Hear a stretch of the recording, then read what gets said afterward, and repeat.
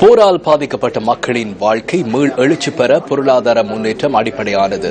மக்களின் வாழ்வாதாரத்திற்கு இன்றியமையாத பிரதேச தொழிற்புலங்களை மக்களிடம் மீள கையளிப்பது அவசியமானது. கிளிநொச்சி பூநகரியில் உள்ள கஜு தோட்டத்தை மக்களின் பாவனைக்கு வழங்குமாறு பிரதேச மக்கள் கோரிக்கை விடுக்கின்றனர். கிளிநொச்சி பூநகரி மரமுந்திரி தோட்டம் அந்த பகுதி மக்களின் வாழ்வாதாரத்திற்கு அடிப்படையானதாக அமைந்துள்ளது.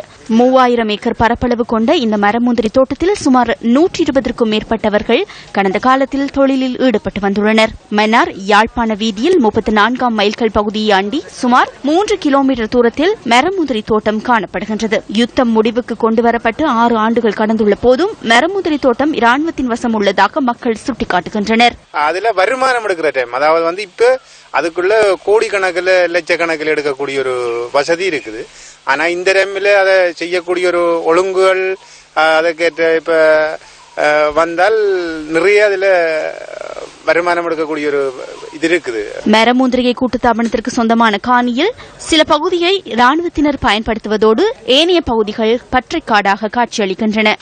எல்லாம் காய்ச்சி பழத்து கொட்டி எல்லாம் காடொழும்பி அப்படி சீரழிஞ்சு வைக்கிறாங்க.